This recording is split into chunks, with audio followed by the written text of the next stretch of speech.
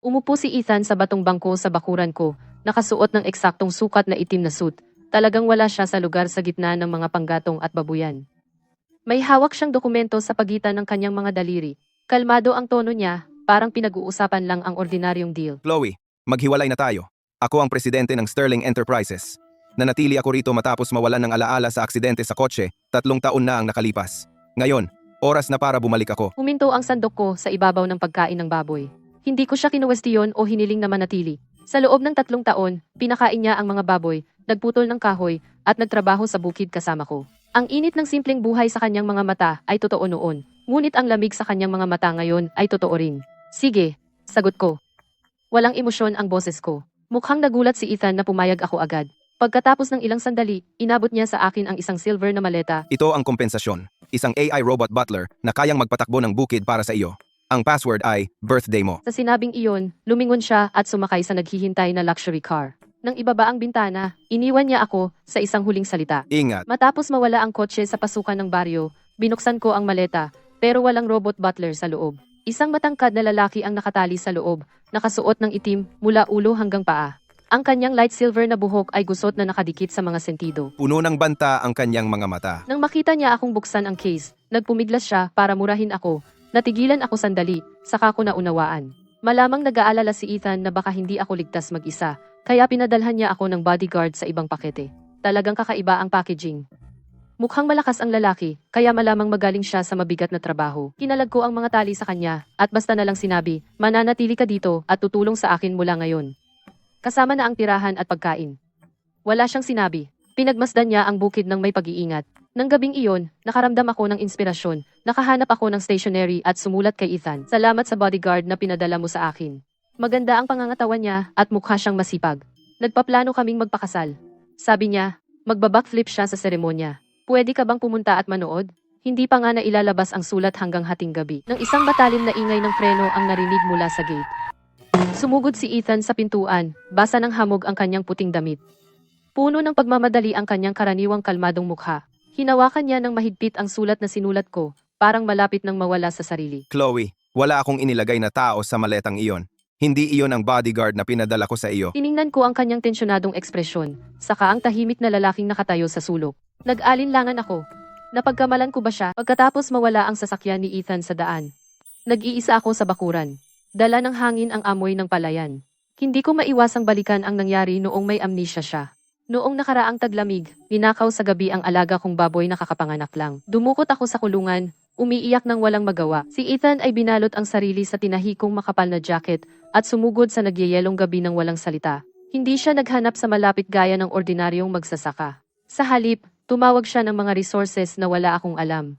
Kinuha niya ang footage ng surveillance sa bawat kalsada sa bayan at ginulo pa ang lokal na kingpin. Magkasama nilang hinalungkat ang kagubatan at mga abandonadong pabrika. Buong gabi kaming naghanap. Sa wakas, sa kubo ng magnanakaw ng baboy sa susunod na baryo, ibinalik niya sa kanyang mga bisig ang nanginginig na biik. Ang kanyang mga daliri ay matingkad na pula dahil sa lamig. Halos hindi na niya mahawakan ang biik, pero ngumiti siya at inilagay ang mainit na maliit na baboy sa aking mga bisig. Mahinahon akong inalo. Hanggat nandito ako, wala nang magnanakaw sa iyo. Ngunit si Ethan na nasa harapan ko ngayon ay malayo. Parang isang makisig na executive ng negosyo, walang bakas ng dati niyang init sa kanyang mga mata. Para bang ang lalaking gumugol ng 3 taon sa pagpapakain ng baboy at pag-aani ng palay sa tabi ko ay isang panandaliang ilusyon lamang. Bago siya umalis, sinabi niyang kailangan niyang bumalik at asikasuhin ang laban sa negosyo sa pagitan ng Sterling Enterprises at ng angka ng Sinclair. Ito ay usapang buhay o kamatayan para sa kumpanya. Matatag ang kanyang tono, walang puwang para sa pagtatalo. Ang tanging naisip ko ay ang darating na anihan. Hindi ko kayang pamahalaan ang iilang ektarya ng palayan ng mag-isa. Nang hindi nag-iisip, tumingin ako sa kanya at umaasa, maaari ka bang bumalik para sa anihan? Dati kang napakabilis magtrabaho. Isang tao ang kayang gawin ang trabaho ng kalahating nayon. Sa sandaling lumabas ang mga salitang iyon sa aking bibig, si Sofia, ang assistant na kasama niya, ay sumimangot ng husto. Ang kanyang tono ay puno ng sisi at hindi pagsang-ayon. Binibining Hayes, dapat alam mo na talaga. Si Ginoong Sterling ay babalik upang asikasuhin ang isang usapang buhay o kamatayan. Paano niya ito ipagpapaliban para sa isang bagay na maliit, gaya ng pag-aani ng palay? Hindi ka ba maaring maging mas maunawain sa sitwasyon ni Ginoong Sterling? Hindi ko sinagot si Sofia. Tinitigan ko lang ang walang laman na pasukan ng baryo, puno ng pagdududa ang puso ko. Lahat ng oras na magkasama, lahat ng tunay na pag-aalaga, lahat ng samahan at proteksyon sa mga nagyeyelong gabi.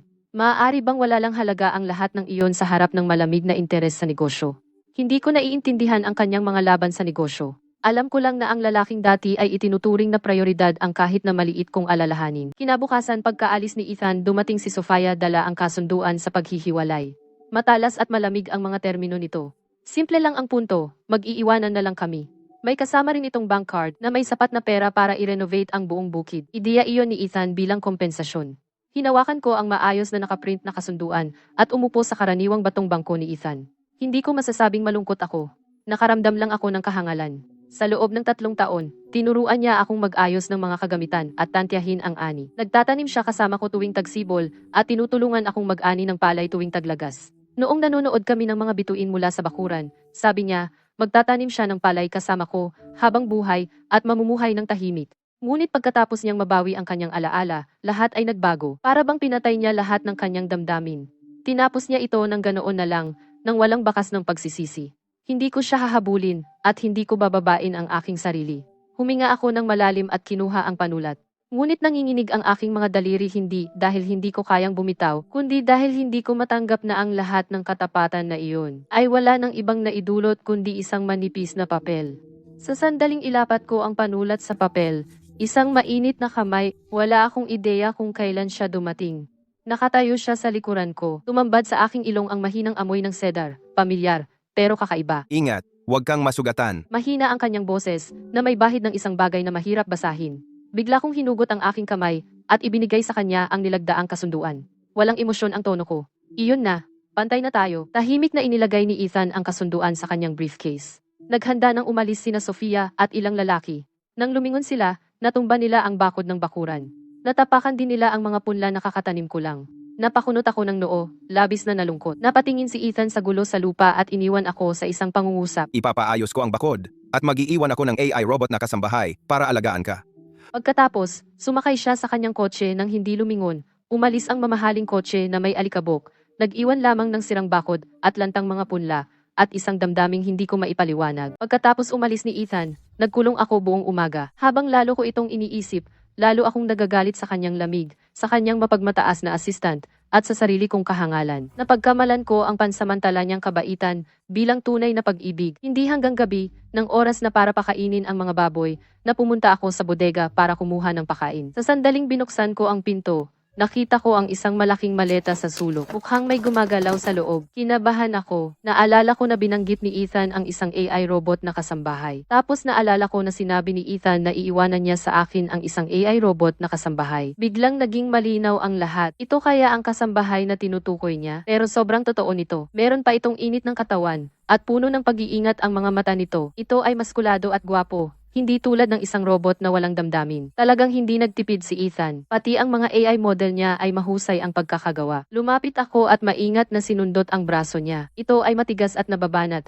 Mas makatotohanan kaysa sa anumang manika na nahawakan ko. Talagang hindi ako makapaniwala. Tinitigan niya ako ng matagal, puno ng pagkalito, at hinala ang kanyang mga mata. Inakala ko na ang kanyang startup programming ay sinusubukan pa, at hindi ko na ito pinansin ng husto. Pero habang lalo ko itong iniisip, lalo itong naging kakaiba. Bakit ang isang AI robot na kasambahay ay idiniliver na nakatali sa loob ng maleta? Inilagay ko ang kaldero ng lugaw sa kalan, kinuha ang aking mga susi, at nagmaneho patungo sa bayan para sundan siya. Nakita ko sa malayo ang convoy ni Ethan. Pinaandar ko ng mabilis at naabutan. Ibinaba ko ang bintana at sumigaw, Ethan, ang nasa loob ng maleta siya ba talaga ang robot na kasambahay na sinasabi mo, akin na ba talaga siya? Pwede ko ba siyang gamitin kahit paano? Huminto saglit ang kotse ni Ethan. Bumaba ang bintana, at isang mukhang malamig na parang yelo ang lumitaw. Hindi man lang ako tiningnan. At sinabi niya lang. Asikasuhin mo yan. Pagkatapos, sinenyasan niya ang driver, at mabilis na umandar ang itim na sedan. Tumalsik ang usok sa bintana ko, kaya napakunot noo ako. Hinawakan ko ng mahigpit ang manibela. Ang natitira kong pag-asa ay biglang nawala. Sige. Pwede siyang magpaka-CEO na mayabang, pero hindi ko siya hahabulin. Ang pag-alam kung kailan aalis ang huling piraso ng aking dignidad. At paraan para iligtas ang kanya. Bumuntong hininga ako. Hindi naman ako galit. Kahit papaano, nandito siya kasama ko. Basta't kaya niyang magtrabaho, sapat na yon. Bumalik ako. Pagpasok ko pa lang sa bakuran ng bukid, may kaguluhan na sa kulungan ng baboy. Tumakbo ako papunta doon. Nakita ko ang robot na palihim na naglalakad papunta sa kulungan ng baboy. Ang mga mata niya ay nakatutok sa buntis na inahing baboy. Mukha siyang gutom na gutom, handang sumugod. Anong ginagawa mo? Huwag mong galawin yung baboy na yan. Nagmadali akong pumunta para pigilan siya. Lumingon siya, puti ang mukha niya na parang papel. Ang boses niya ay paos na halos hindi ko marinig. 3 araw na akong hindi kumakain. Nanigas ako. Nalito ako. Pwede bang magutom ang robot at kumain din ng pagkain ng tao? Mabilis ko siyang pinigilan. Noon ko lang nakita na basag at duguan ang labi niya. Nanginginig ang buo niyang katawan. Tila ilang araw na siyang walang pagkain at tubig. Nang makita niya na pinigilan ko siya, biglang namula ang kanyang mga mata at sumigaw siya. Gago na si Ethan Sterling. Ikinulong ako ng kalahating buwan tapos itinapon ako sa basurang ito. Kinabog ang dibdib ko. May sira ba ang robot na ito? Pero hindi ako nagtanong. Inilabas ko ang lugaw na kakaluto ko lang mula sa kusina, tapos naglaga ako ng 2 itlog. Kumain ka. Kahit anong sama ng loob mo, kumain ka muna. Huwag kang magdulot ng gulo sa bukid ko. Nilamon ng lalaki ang lugaw at itlog hanggang bumalik ang kulay sa kanyang mukha. Pinunasan niya ang kanyang bibig. Sabihin mo ang iyong pangalan. Ako si Lucas Shaw. Ako ang tagapagmana ng pangkat ng Blackwind. Gusto ni Ethan Sterling na sakupin ang imperyo ng aking pamilya. Ipinadakip niya ako. Hindi ko inaasahan na itatapon niya ako rito. Kapag nakabalik ako, pagwawasakin ko siya. Nanigas ang kamay kong may hawak ng mangkok. Naku, naisip ko. Tiyak na nasira ang sistema ng robot na ito. Pero sa kanyang matatag na pangangatawan, hindi na ako nakipagtalo. Natakot ako baka sapakin niya ako. Kaya nagpasiya akong makisama. Tumango ako ng walang gana. Sige, ikaw na ang bahala sa paghihiganti. Huwag ka lang magdulot ng gulo sa aking bukid. Mayroon pa akong mga pananim at baboy na aalagaan. Wala akong panahon sa mga kalokohan mo. Nang makita niya ang aking kalmadong reaksyon, nagsimula siyang magkwento ng mahaba kung paano siya nalinlang ni Ethan Sterling, kahit inilarawan pa kung kailan sila nag-away at kung ano ang ginawa nila, na parang totoo ang bawat detalye. Binigyan niya ako ng matinding sakit ng ulo. Isang bagay lang ang naisip ko, kaya pala robot siya. Kaya niyang gumawa ng ganoong perpektong kwento, pero wala akong oras para siya'y kontrahin. At saka, si Ethan Sterling ang nagpadala sa kanya rito. Papagtrabahuhin ko na lang siya. Tumuro ako sa mga kagamitan at kulungan ng baboy. Ngayong busog ka na, ilipat ang mga kagamitang ito sa shed at walisin ang kulungan ng baboy. Dalhin ang dumi sa bukid bilang pataba. Nagalit si Lucas. Gusto mong gawin ng senyorito ng pangkat ng Blackwind ang ganito. Nagtaas ako ng kilay. Ano pa ba? Pinapakain at pinapatuloy kita. Kaya ano, dapat ba kitang alagaan? Hindi mo naman inaasahan na libre ang lahat, di ba? Habang nagsasalita ako, inipit ko ang walis sa kanyang mga kamay. Gusto man niya o hindi, itinuring ko siyang libreng trabahador na ipinadala ni Ethan. Para makabawi, nagputol ng kahoy si Lucas buong hapon. Bumagsak siya sa batong bangko, sobrang pagod, hindi na makagalaw. Hindi siya tumigil sa reklamo tungkol sa hirap ng trabaho, sa bukid at sa matinding sikat ng araw. Sabi niya, hindi pa raw siya nakaranas ng ganito kahirap na trabaho sa buong buhay niya. Hindi ko pinansin ang mga reklamo niya at inihanda ang hapunan sa mesa, brown rice, gulay, at atsara. Kahit hindi masaya si Lucas doon, kumain pa rin siya ng 2 mangkok ng maramihan. Kung gaano niya iyon ginagawa, mas kakaiba ang kanyang programming. Anong AI ang nagrereklamo sa pagod at maselan? Nang dumating ang takip silim, pinagmasdan ko si Lucas, nag-aalala. Binigay siya sa akin ni Ethan bilang regalo. Kung tumakas siya habang natutulog ako, baka pagbayarin ako ni Ethan at hindi ko iyon kaya. Pagkatapos mag-isip, napagdesisyonan kong matulog siya sa akin sa kwarto ng bisita, isang kama lang. Binantayan ko siya, talagang hindi siya makakatakas. Nang sabihin ko kay Lucas ang desisyon ko, nagalit siya ng sobra. Tumayo siya ng bigla, pula ang mukha. Baliw ka ba? Hindi dapat magkasama sa isang kwarto ang lalaki at babae. Paano ako matutulog sa isang kwarto, kasama ka? Tama na ang usapan. Dinala ko ang kumot sa kwarto ng bisita. Dito ka matulog, o huwag ka nang matulog ngayong gabi. Kung subukan mong tumakas, tatawag ako kay Ethan. Nasa kontrol ko na si Lucas. Nagngalit ang kanyang mga ngipin sa galit, pero hindi siya nangahas na sumagot. Dahan-dahan siyang pumasok sa kwarto ng bisita. Habang ako'y lumingon para ayusin ang kama, bigla siyang sumugod sa pinto para tumakas. Agad akong umaksiyon. Itinaas ko ang kamay ko at sinampal siya. Umalingaw-ngaw ang malakas na palakpak. Biglang tumahimik ang kwarto. Hinawakan ni Lucas ang kanyang pisngi. Nakatingin sa akin na dilat ang mga mata, puno ng gulat at hindi makapaniwala ang kanyang mukha. Malamig ko siyang binalaan na huwag subukan ang kahit ano. Mananatili siya at tutulong sa akin tapusin ang pag-aani. Pagkatapos noon, pwede siyang pumunta kahit saan. Matagal siyang nakatayo na parang estatwa, pagkatapos ay nahiga ng matigas, takot na gumalaw. Pinahina pa niya ang kanyang paghinga. Hindi nagtagal, dumating na ang panahon ng ani. Ang mga palay sa bukid ay kumikinang na ginto, puno ng pangako ng masaganang ani.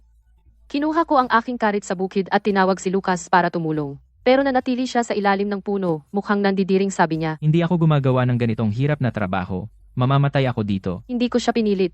Nagpatuloy lang ako sa pag-aani, hindi huminto ang aking mga kamay.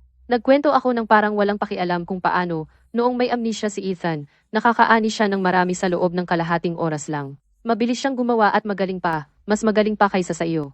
Tama iyon sa pride ni Lucas. Tumayo siya bigla at sinabing, may pagnangalit ang ngipin. Kung kaya niya, kaya ko rin, at gagawin ko pa ito ng mas mahusay. Akala ko siya mismo ang tutulong. Sa halip, humanap siya ng liblib na lugar at palihim na tumawag sa telepono. Hindi nagtagal, mahigit 100 lalaking nakaitim ang pumasok na nagmamartsa. May dala silang mga kagamitan sa pag-aani at kumilos ng napakabilis. Bago pa ako makareact, sumugod ang mga lalaki sa palayan at inani ang buong bukid ng wala sa oras. Malapit na sana akong magpasalamat sa kanila nang tumakbo ang kapitbahay ko, si Aling Watson. Itinuro niya ang sarili niyang bukid, pilit na nagtatapak sa pagkabalisa. Chloe, umupa ka ba ng tao para mag-ani ng iyong palay? Bakit inani rin nila ang akin? Tumingala ako at nakita kong lubos ng naani ang katabing bukid. Dinadala ng mga tauhan ni Lucas ang palay sa aking bakuran. Hindi nagtagal, nagtipon ang ilang mga kapitbahay, lahat ay nagchichismisan tungkol sa palay na nakatakip sa lupa. Puno ng pagkadismaya ang kanilang mga mata. Nakatayo ako roon ng hindi komportable, nakatitig sa smog na mukha ni Lucas, galit at sobrang inis na ako sa kanya. Mabilis siya pagdating sa trabaho, pero nagdulot siya ng malaking gulo. Nagmamadali kong dinala si Lucas sa bawat bahay para humingi ng tawad at ginamit ang aming ipon para bayaran ang mga nawala ni Aling Watson. Sa daan, nagtipon ang mga kapitbahay sa paligid namin at nagchismisan.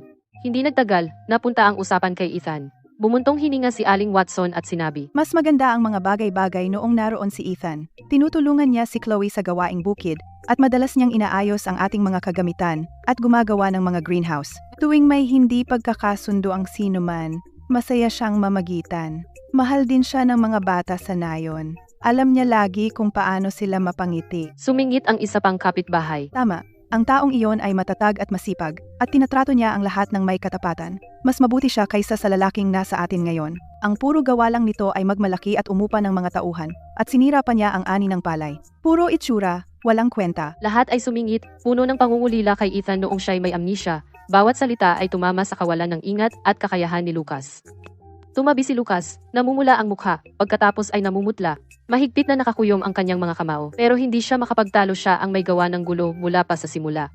Pagdating namin sa bahay, tahimik siyang kumain ng kanyang hapunan.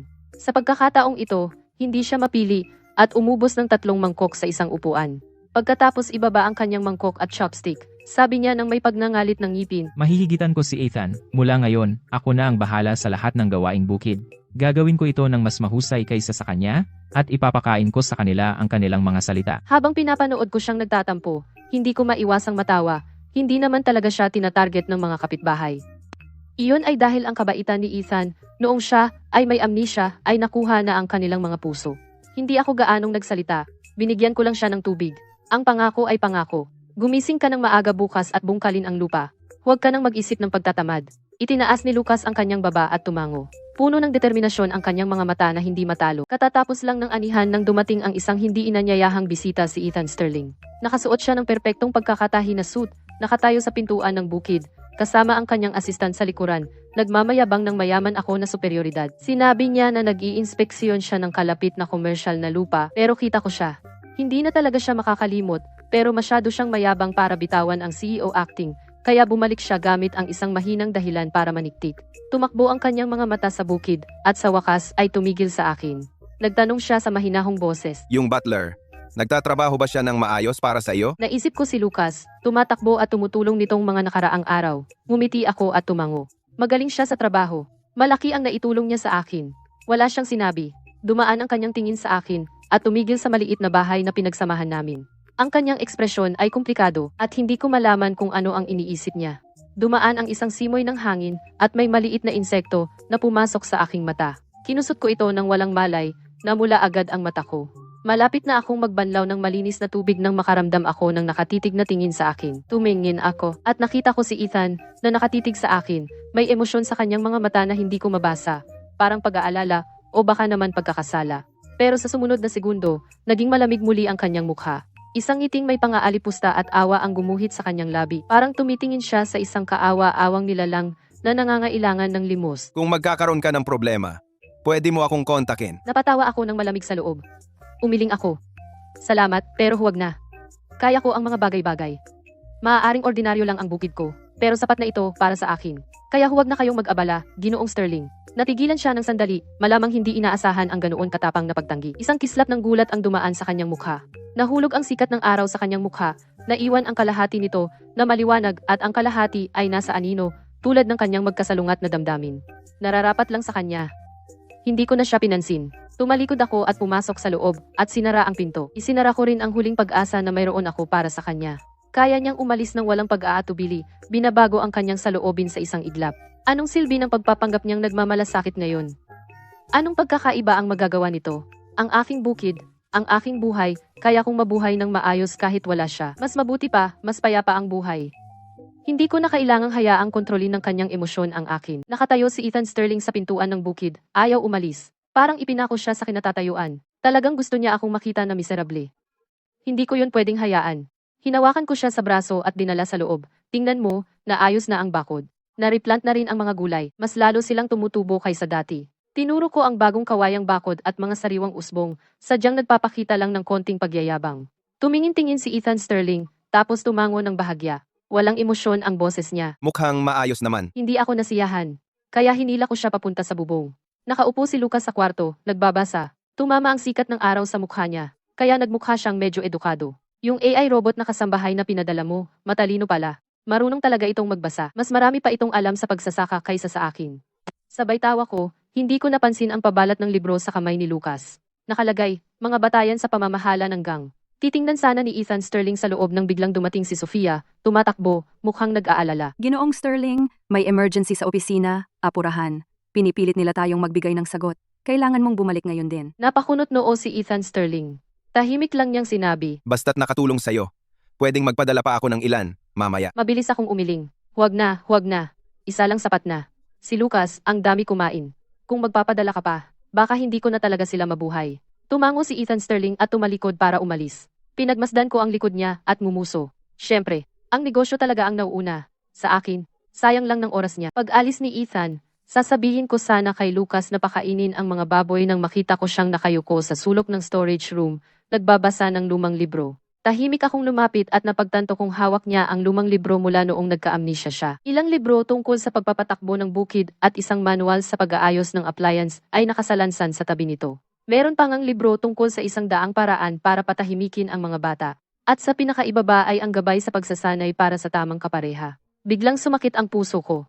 Lahat iyon ay mga librong hinanap ni Ethan at pinag-aralan para makibahagi sa buhay ko. Dati niyang sinasabi matututo siyang magpatakbo ng bukid ng maayos, matututong patahimikin ang mga anak ng kapitbahay, at maging karapat-dapat na kapareha para sa akin. Dahan-dahan kong isinara ang pinto at iniwan si Lucas na mag-isa. Nang lumingon ako, may isang pakete sa tabi ng gate. Ipinadala ito ni Sofia, may kalakip na sulat. Sabi niya ay nagpadala si Ethan ng isang kagamitang kontranakaw.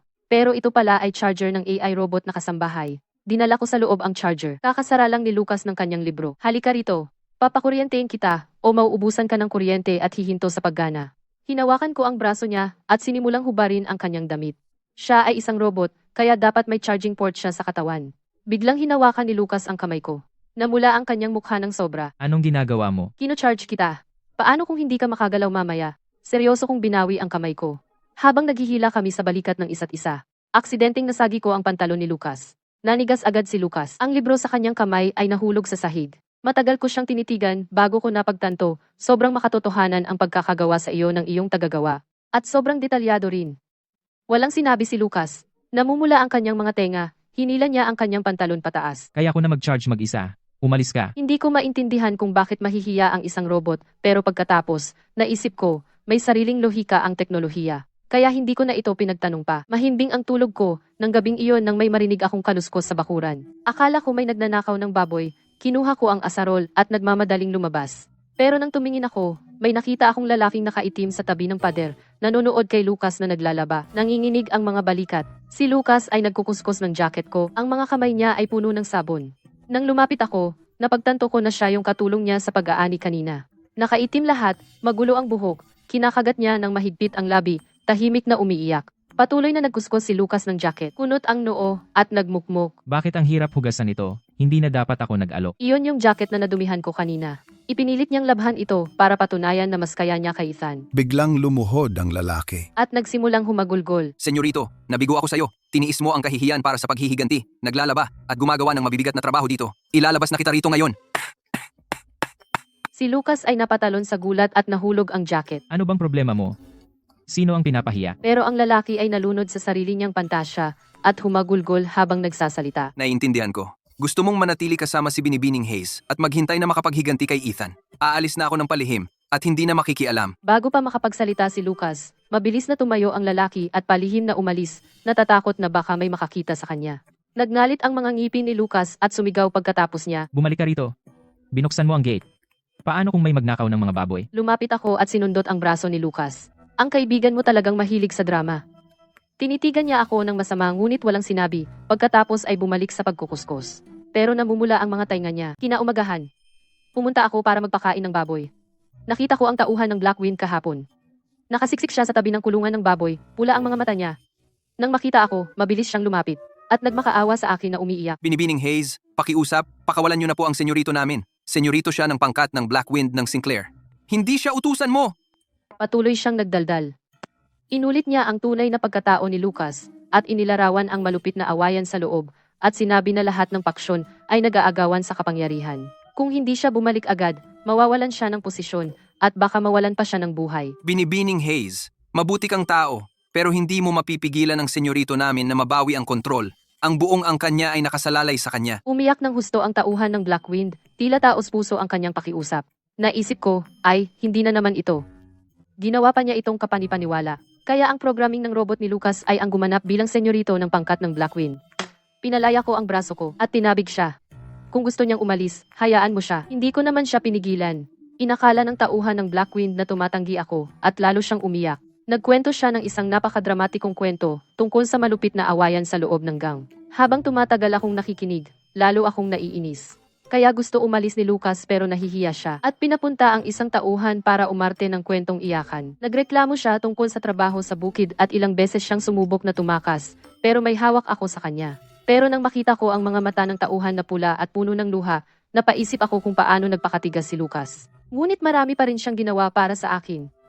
Lumambot ang puso ko. Hinanap ko si Lucas at dumiretso ako sa punto. Dumating sa akin ang tauhan mo. Sabi niya babalik ka para sakupin ang kapangyarihan. Papayagan na kitang umalis. Sumama ka sa kanya papuntang bayan at asikasuhin ang mga bagay. Natigilan si Lucas sandali. Malinaw na hindi niya inaasahan na papayag ako ng ganoon kadali. Ibinuka niya ang bibig. May gusto siyang sabihin, ngunit isang bagay lang ang nasabi niya. Babalik ako agad. Kinawayan ko siya. Napangisi ako sa loob. Kung aalis ka, umalis ka na. Bakit ka pa nagpapanggap na hindi mo kayang umalis? Nang umalis si Lucas, sumisikat na ang araw. Hindi niya ako ginising, nag-iwan lang ng tala na nagsasabing babalik siya agad. Inasikaso ko ang bukid gaya ng dati, nagsibak ng kahoy, at nagpakain ng baboy. Sa hapunan, naghain ako ng dagdag na mangkok sa kanyang paboritong batong bangko. Hinihintay siya, lumipas ang 1, 2, 3 araw. Hindi pa rin bumalik si Lucas. Ang kanin ay naging mainit hanggang malamig. Pagkatapos ay napunta sa labangan ng baboy. Paulit-ulit itong nangyari. Siyempre, nadismaya ako, pero hindi ko na iyon pinag-isipan. Robot lang siya. Robot na ipinadala ni Ethan. Pare-pareho lang sila, hindi sila talaga nabibilang dito. Sa ikatlong gabi, may narinig akong ingay sa labas, at lumabas dala ang asarol. Isang lobo ang umiikot sa kulungan ng baboy, pinupuntirya ang isang biik. Pinagpakatapang ko ang loob ko, at hinarap ito gamit ang asarol ko. Kahit natatakot, nagngalit ang mga ngipin ko at pinalayas ito. Nang makita kong ligtas ang mga baboy, bigla kong naisip, may Ethan o wala, may Lucas o wala, pareho lang ang lahat. Kaya kung ayusin ang bakod at magsaka ng mag-isa, at protektahan ang aking bukid at mga baboy. Iniligpit ko ang asarol, pumasok sa loob, iniligpit ang mangkok ni Lucas, at itinago sa kabinet. Simula noon, bumalik ako sa buhay na mag-isa, nagtatrabaho mula madaling araw hanggang sa takip silim, tumutok ng buo sa bukid. Lahat ng damdamin para sa kanila ay nanatili ng malalim sa puso ko. Walang iniwang alon. Hindi nagtagal, dumating ang tag-ulan. Umuulan ng malakas ng ilang araw. Nagdilim ng nakakatakot ang langit. Nang gabing iyon, lalong lumakas ang ulan. May dumadagundong na kulog. Malapit na akong matulog. Nang may nakakabinging pagguho ng lupa sa malayo. Namilog ang puso ko. Kinuha ko ang gong at tumakbo sa ulan. Pinapalo ito para magising ang mga kapitbahay. Bumangon, nagkaroon ng pagguho ng lupa. Lumikas na agad. Nagising ang mga kapitbahay at nagmadaling lumabas dala ang kanilang mga gamit. Sumunod ako sa karamihan tungo sa kaligtasan. Sa gitna gitna ng daan, naalala ko si Daisy sa kulungan ng baboy. Binigyan ako ni Ethan ng baboy na iyon noong may amnesia siya. Siya ang tanging alaala ko sa 3 taon naming pagsasama. Nagngit-ngit ako at tumakbo akong salungat sa karamihan pabalik sa bukid. Hindi pinapansin ang mga babala ng kapitbahay. Gusto ko lang iligtas si Daisy. Pagpasok ko sa kulungan ng baboy, isang malakas na dagundong ang narinig sa itaas. Maraming bato ang bumagsak sa tabi ng kulungan at hinarang ang labasan. Inakap ko ang baboy at sumiksik sa sulok. Tumagos ang tubig ulan sa mga siwang, binabasa ang aking damit. Narinig ko ang mga rescuer na sumisigaw sa malayo. Halos hindi ko makita ang silweta ni Ethan. Suot niya ang isang raincoat. Pinamumunuan ang mga developers at rescuers sa pag-oorganisa ng tugon. Matindi ang ekspresyon niya at napakarami niyang trabaho. Hindi niya man lang napansin na nakulong ako sa pigpen. Sumiksik ako sa sulok kasama ang biik. Pinagmamasdan ang patuloy na pagbagsak ng putik at bato. Masama ito. Baka mailibing ako dito. Nang akala ko'y malilibing na ako ng buhay, biglang sumugod ang isang pamilyar na figura, si Lucas iyon.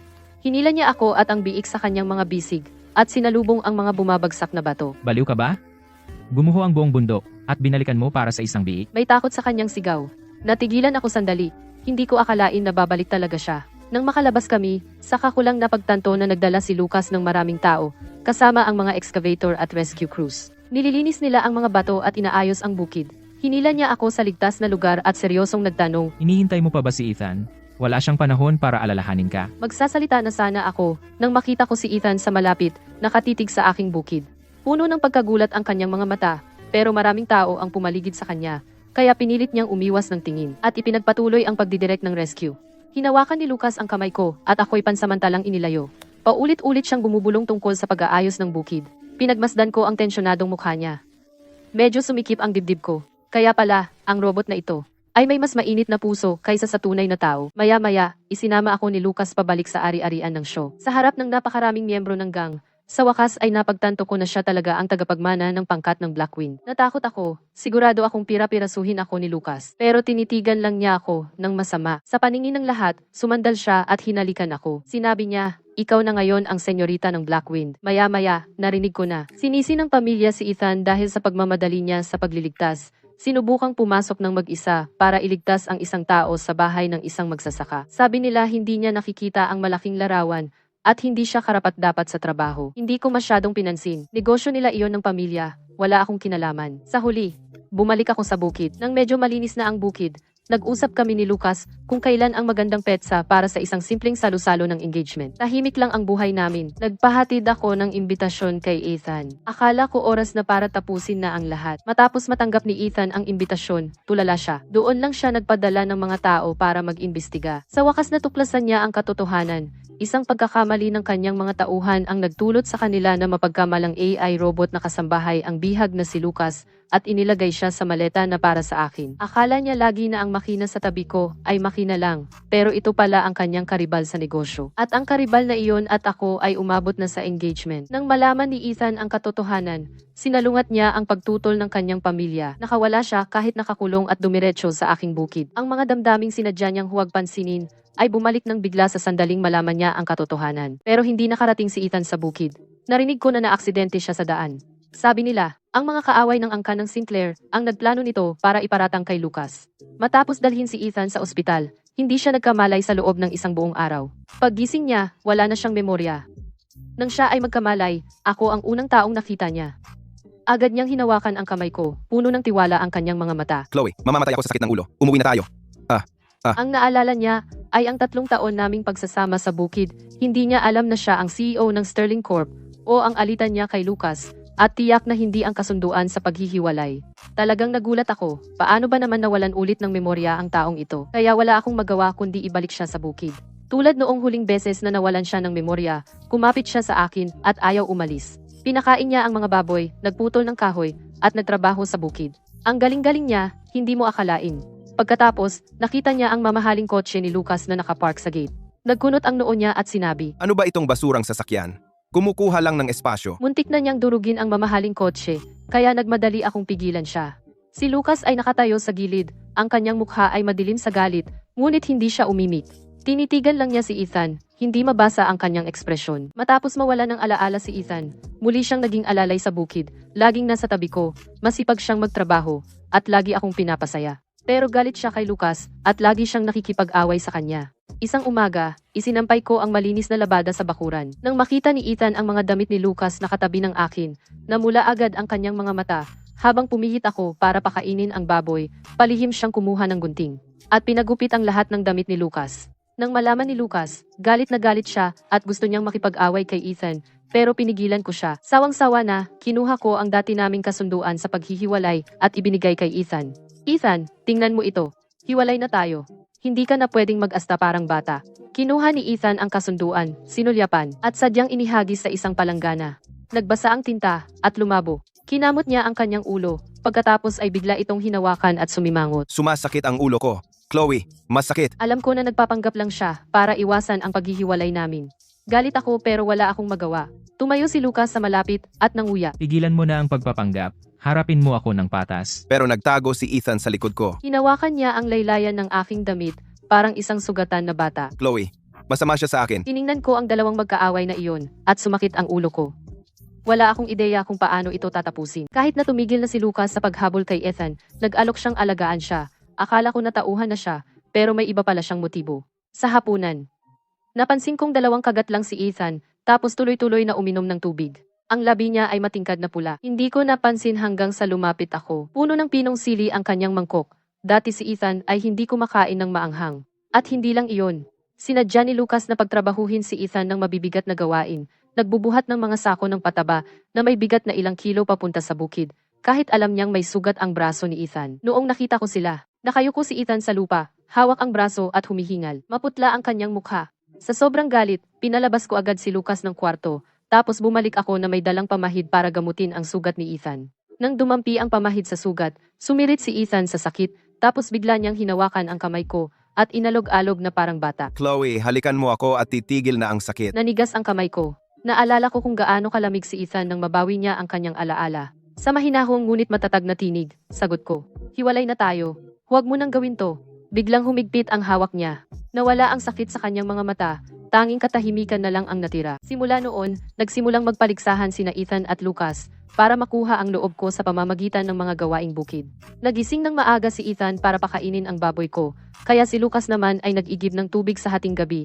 Pumita si Ethan ng sariwang gulay para sa akin, kaya pumunta si Lucas sa bayan para kunin ang paborito kong pastel. Pero ang pinaka nakakatawa ay, nagkaroon sila ng paligsahan sa kanilang mga peklat. Ipinagmalaki ni Ethan ang peklat sa kanyang braso mula sa aksidente sa sasakyan at tunggalian sa negosyo. Ipinakita naman ni Lucas ang peklat sa kanyang dibdib mula sa barilan ng gang. Walang gustong magpatalo. Sumasakit na ang ulo ko sa kakapanood sa kanila nang biglang dumating ang dalawang grupo sa bukid. Nasa isang panig ang mga nakatatanda ng pamilya Sterling at nasa kabila naman ang mga tauhan ng gang ni Xiao. Sumiklab ang tensyon nang magkita sila. Isang nakatatanda sa Sterling ang sumalubong kay Ethan. Hanggang kailan ka magpapanggap? Malapit nang magulo ang mga gawain ng pamilya. Tumigil ang puso ko saglit. Lumingon ako kay Ethan. Wala na ang pagiging bata sa kanyang mukha. Maliwanag na maliwanag ang kanyang mga mata. Nakabawi na pala siya ng ilan sa kanyang mga alaala. Nagpapanggap lang siya na may amnesia para manatili sa akin. Napagtanto rin iyon ni Lucas. Naging nakakatakot ang dilim ng kanyang mukha. Tinitigan niya si Ethan nang may malamig na ngisi. Ginoong Sterling, magaling po kayong umarte. Niloko mo kaming lahat. Hindi siya pinansin ni Ethan. At tumingin lang siya sa akin. Komplikado ang kanyang ekspresyon.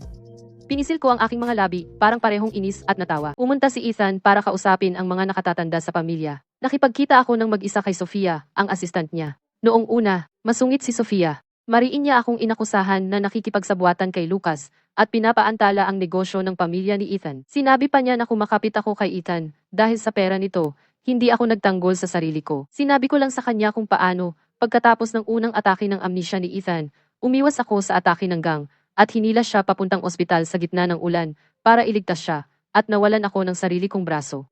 Unti-unting nagbago ang ekspresyon ni Sofia. Napuno ng pagsisisi ang kanyang mga mata.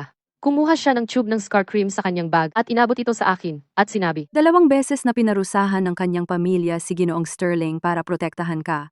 Parehong beses, pinili niyang manatili sa iyo sa bukid, tinatanggap ang house arrest at nawawalan ng kapangyarihan. Partikular niyang inutusan ako na bilhin ang scar cream na ito. Sabi niya, dati kang nag-aalala tungkol sa pagkakaroon ng peklat. kinuha ko ang cream. Bahagyang nanginginig ang aking mga daliri. Pagkatapos ng ilang sandaling katahimikan, sinabi ko, itatago ko ito, ngunit tungkol sa amin ni Ethan. Matagal na naming naayos ang aming mga utang sa isa't isa. Nang bumalik ako sa bukid, nagtatalo pa sina Ethan at Lucas kung sino ang magpapatuyo ng bigas ko. Pumasok ako sa kusina, nagbuhos ng 2 tasa ng maligamgam na tubig, saka lumapit kay Ethan, at inabot sa kanya ang isa. Nagkunwaring seryoso ako at sinabing may gamot ito para maibalik ang alaala niya. Inumin mo, at maaalala mo ang pagkatao at mga responsibilidad mo. Tigilan mo na ang pagtatambay dito. Kinuha ni Ethan ang tasa pero hindi agad ininom. Tinitigan lang ako ni Ethan ng tahimik. Ang mga mata niya ay puno ng magkahalong emosyon, pag-aatubili at pagkakasala, kasama ang bahid ng sama ng loob. Nanatili siyang tahimik ng matagal, sa tagal na kahit si Lucas ay tumigil na sa pagtatalo. Pinagmasdan lang niya kami. Sa wakas, iniliko niya ang ulo pabalik at inubos ang tasa, saka inilapag. Biglang naging malamig ang paligid niya. Siya na muli ang malamig na CEO ng Sterling Corp. Naiintindihan ko. Iyon lang ang sinabi niya bago lumingon sa tarangkahan. Hindi na siya lumingon pa, tuwid na tuwid ang kanyang likod, tulad noong umalis siya dati. Sumandan si Lucas sa akin at bumulong. Naglagay ka ba talaga ng gamot doon? Umiling ako at ngumiti. Nagbibiro lang ako. Alam na niya ang dapat niyang gawin. Ang ilang bagay ay mas mabuting hindi na sabihin. Kakadating lang ni Ethan sa gate nang biglang tumakbo si Daisy at kumapit sa pantalon niya, ayaw bitawan. Si Daisy ay regalo niya sa akin noong nawala ang alaala niya. Kasama ko siya sa lahat ng mga taong ito. Lumapit ako at dahan-dahang binuksan ang bibig ng baboy. Sinabi ko kay Ethan, pwede mo siyang dalhin. Kilala ka niya. Kaya tigilan mo na ang paggamit ng dahilan para istorbohin kami ni Lucas. Ibinaba ni Ethan ang ulo at tiningnan ang baboy.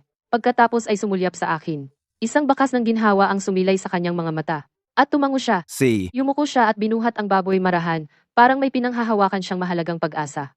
Nang makita ito, si Lucas ay nagmamadaling lumapit at nilok ang gate ng bukid na may kumakalansing. Pinatibay pa niya ang trangka. Sumigaw siya sa gate, huwag ka nang bumalik. Hindi ka welcome dito. Hindi lumingon si Ethan at dahan-dahang nawala sa pasukan ng baryo, bit-bit ang baboy. Kalaunan, sinabi sa akin ni Sofia. Iniingatan ni Ethan si Daisy sa itaas na palapag ng Sterling Corp. Kumuha pa siya ng tao para mag-alaga kay Daisy. Sasabihin niyang ubos na ang pagkain ni Daisy o may sakit, para lang ma-text ako. Lagi akong sumasagot ng maikli sa kanya. Pinayuhan ko siyang mag-focus sa negosyo at tumigil na sa pagpapadistract sa maliliit na bagay. Hindi nagtagal, tumigil na si Ethan sa pag-text sa akin. Makalipas ang ilang taon, sinabi sa akin ni Sofia na payapang pumanaw si Daisy. Naglagay si Ethan ng munting lapida para sa kanya. Malakas ang ulan noong araw na iyon. Tumayo siyang mag-isa sa harap ng libingan ni Daisy at umiyak ng husto. Iyan ang paraan kung paano niya tuluyang binitawan ang nakaraan. Nang marinig ko, wala akong naramdaman. Sinabi ko lang, sige. Ang mga gusot at pagsisisi ng kabataan ay unti-unting kumupas sa paglipas ng panahon. Pareho kaming may sariling buhay na dapat mabuhay. Lumipas ang mga dekada, nanatili kami ni Lucas sa bukid na ito, namumuhay ng tahimik at payapa. Hindi pa rin mabitawan ni Lucas ang kanyang pagiging mapagkumpetensya. Madalas siyang makipagpaligsahan sa mga kapitbahay kung kaninong gulay ang pinakamalambot. Sa taglagas, kung sino ang pinakamaraming inaning palay. Kapag natalo siya, nag-aaral siya ng mga pataba at mga teknik sa pagsasaka, hanggang sa manalo siya sa susunod. Pero lagi niya akong inuuna. Alam niya na madali akong mapagod, kaya hindi niya ako pinapagawa ng mabibigat na trabaho. Alam niya na mahilig ako sa matatamis, kaya taon-taon, nagtatanim siya ng tubo at presa. Kapag bumangon ako sa gabi, gumigising siya at sumasabay sa akin. Natatakot na madapa ako sa bato sa bakuran. Pinapanatili niyang maayos ang takbo ng bukid. Mga manok at itik sa lahat ng dako, mga palayan na umaabot ng milya-milya. Ang bawat sulok ay mainit at tila tinitirhan. Madalas sabihin ng mga kapitbahay na nagbago si Lucas. Dati siyang isang nakakatakot na tagapagmana ng gang. Ngunit ngayon siya ay isang trabahador sa bukid na tapat sa bukid at sa akin. Lagi siyang tumatawa at sumasagot. Sabi niya, ako ang tunay niyang tahanan. Nang hapong iyon, umidlip ako sa lilim sa tabi ng palayan. Nang magising ako, katabi ko si Lucas, dahan-dahan akong pinapaypayan. Dumating si Claire para makita ako, nakangiti habang sinasabi niya. Binibining Hayes, talagang pinagpala ka. Nakipagpayapaan si Lucas sa mga Sterling para lang manatili sa tabi mo. Ginawa pa niya ang mga operasyon ng gang ng angkan ng Sinclair na maging isang kooperatiba ng pagsasaka. Tumutulong sa mga lokal na magsasaka na kumita ng kabuhayan. Natigilan ako. Lumingon ako kay Lucas. Nagkamot siya ng ulo, nakangiting nahihiya. Dati akong nag-iisip na lumaban para sa kapangyarihan. Ngunit napagtanto ko walang mas maganda kaysa sa buhay na kasama kita sa bukid. Ang paggawa nito bilang isang kooperatiba, nagpalaya sa akin mula sa gang at pinrotektahan ang mga lokal na magsasaka at nakakasama kita. 3 ibon sa isang bato. Humihip ang simoy, nag-alon ang mga palay, may dalang matamis na halimuyak. Sumandal ako sa balikat ni Lucas, pinagmamasdan ang ginintuang mga bukirin sa harap namin at ang mga magsasaka na nagtatrabaho sa malayo. Nagpalitan kami ng ngiti. Natapos na ang mga hirap ng nakaraan. Sa natitira naming buhay, mananatili kaming magkasama sa mainit at masiglang bukid na ito, sabay na tumatanda.